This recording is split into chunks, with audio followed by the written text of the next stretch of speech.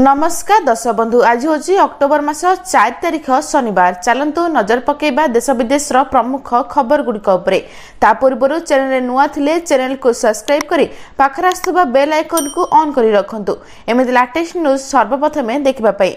तेबे आसंतु आज दिनर गुरुत्वपूर्ण खबर गुड़िक नजर पकेबा। आज प्रथम खबर माड़ी आसुछि बात्या 24 घंटा रे लैंडफॉल एई अंचल रे रचिब तांडव। माड़ी आसुछि बड़ बात्या आसंता 12 घंटा रे बात्या संभावना। अरब सागर रे आगामी 12 घंटा रे बड़ बात्यार संभावना रहिछि एवं चलित बात्या ऋतु रे यह प्रथम बात्या। 24 घंटा रे बात्या अधिक घनीभूत होई भीषण बात्यार रूप नेब। तेबे ओडिशा उपरे बात्यार कोनोसी प्रभाव पड़िबो नाही बोली कुआ जायछि। तेबे उत्तर पूर्व अरब सागर उपर एक बात्या घनीभूत होईछि। आसंता 24 घंटा रे यह भीषण बात्यार रूप नेब। बात्याटी वर्तमान द्वारकारू प्राय 240 किलोमीटर पश्चिम दक्षिण पश्चिम, परबबंदरू 200 किलोमीटर पश्चिम और नालुआरू 280 किलोमीटर दक्षिण पश्चिम और कराची पाकिस्तान रु 400 किलोमीटर दक्षिण रही। आसंता 12 घंटा रे यह बड़ धरणर बात्यार परिणत होई समुद्र मध्य बड़ गोटाइब एवं 24 घंटा रे भीषण बात्यार रूप नहीं पश्चिम दक्षिण पश्चिम दिगरे गति करिब एवं शनिवार सुधा ओमान येमेन आड़कू मुहाइब। सेपटे गतकाली उत्तर पश्चिम संलग्न पश्चिम केन्द्रीय बंगोपसागर उपर एक गभीर अवपात सृष्टि होगा फल आसाम एवं मेघालय, उत्तर आंध्र प्रदेश, ओडिशार किछि अंश रे प्रबल वर्षा होता। यह अवपात गोपालपुर निकट में ओडिशा उपकूल अतिक्रम करथिला। पवनर सर्वाधिक बेग घंटा प्रति 55-56 किमी थिला बोली सूचना रही। परवर्ती खबर एबे भारत रूस रो संपर्क हेबो आहुरी मजबूत। राष्ट्रपति पुतिन कले बड़ घोषणा। रूस राष्ट्रपति पुतिन स्पष्ट कहछन जे चलित वर्ष डिसेंबर आरंभ रे ताकर भारत गस्त को नहीं उत्साहित। ए अवसर पूर्व से रूस सरकार को एक गुरुत्वपूर्ण निर्देश जारी करछन्ती। से कहछन जे भारत सहित वाणिज्यिक असंतुलन ह्रास करबा।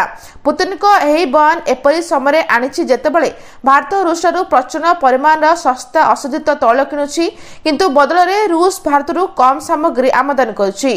एवं पुतिन कहछन जे दुई देश मध्य वाणिज्यिक संतुलन को उन्नत करबा पई रूस एवं भारत ठारू अधिक कृषि उत्पाद, औषध एवं अन्य सामग्री किनबा को योजना करुछि। स्पष्ट भाव में कहछन जे रूस एही असंतुलन दूर करबा पई पदक्षेप नेबाकू पड़िबो एवं सरकार को एहा उपरे काम करबा को निर्देश दैछन बोली सूचना रहिछि। परवर्ती खबर थमुनी वर्षा तुहाकू तुहा वर्षा रे बेहाल ओडिशा। 7टी जिला को रेड अलर्ट जारी कला आईएमडी। गभीर अवपात प्रभाव में राज्य में वर्षा जारी। गोपालपुर निकट में ओडिशा उपकूल अतिक्रम कला गभीर अवपात। उत्तर उत्तर पश्चिम दिगरे दक्षिण ओडिशा दे गति कर संभावना रही। आज धीरे धीरे दुर्बल होई यह अवपात परिणत हेब। यार प्रभाव में सारा राज्य में वर्षा लगी रही। किछि स्थान में प्रबल रु अति प्रबल वर्षा होईछि। एने आज 7टी जिला को रेड एवं 16टी जिला को ऑरेंज अलर्ट जारी करछि आंचलिक पाणीपाग विभाग। एवं भीषण वर्षा नहीं पुरी, गंजाम, गजपति, रायगड़ा, कोरापुट, कलाहांडी और कंधमाल को रेड अलर्ट जारी करछि पाणीपाग केन्द्र। बिजुली घड़घड़ी सह वर्षा को नहीं मयूरभंज, बालेश्वर, भद्रक, केन्द्रापड़ा, जगतसिंहपुर, जाजपुर, कटक, खोर्धा, नयगड़, ढेंकानाल, अनुगुल, बौद्ध, सोनपुर, बलांगीर, नवरंगपुर और मालकानगिरी जिला को ऑरेंज अलर्ट जारी कराइछि बोली सूचना रही। परवर्ती खबर ग्राहक पकेट उपरे महंगा माड़। आधार कार्ड अपडेट पाई देबकू पड़िबो अधिक टंका।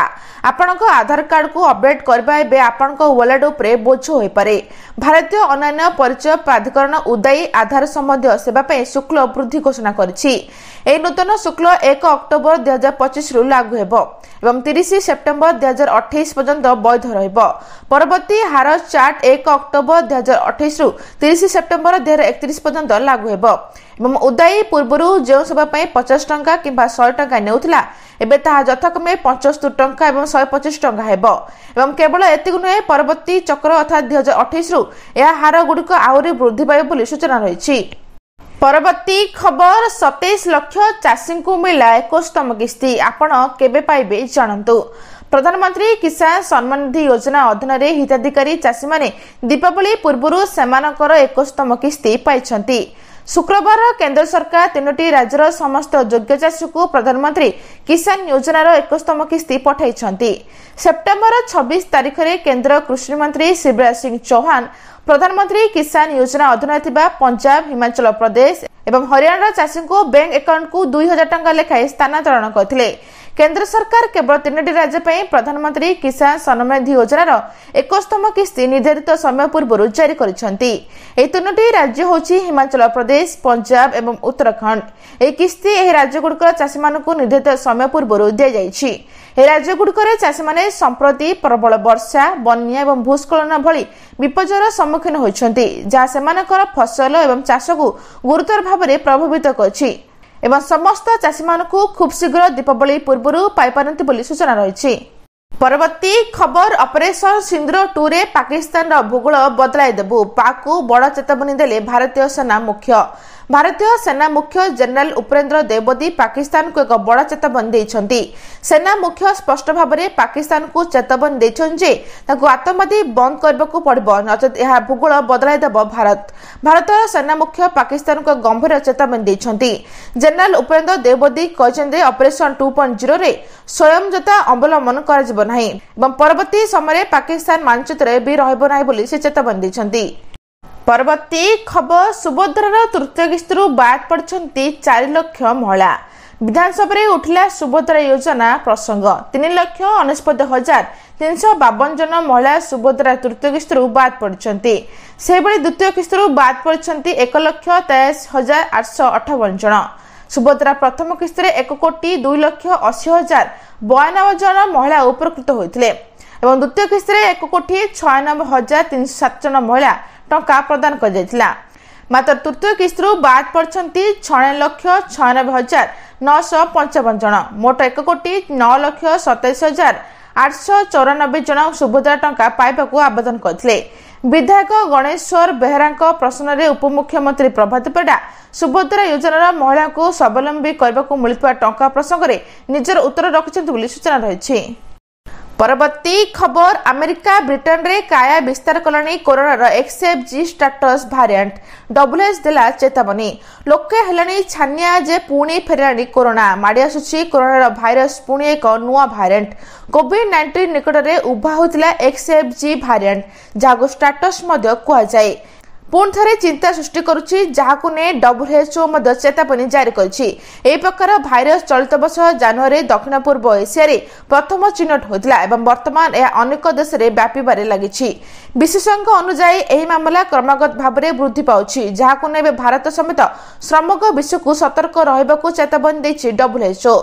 पूर्व कोविड-19 न्यूमस भारिएंट देखा जायतिला, जहाको अत्यंत संक्रमक एवं गंभीर भाव में विवेचना कर जायतिला। न्यूमस संक्रमित लोकंकर गला जंत्रणा किंवा रेजर ब्लेड गला जंत्रणा भली लक्षण देखा जायतिला। वर्तमान नूतन भारिएंट स्टेटस मध्य द्रुत गति में व्यापीबार लागिछि एवं यार लक्षण गुड़िक विभिन्न रूप में देखा जायछि बोली सूचना रही।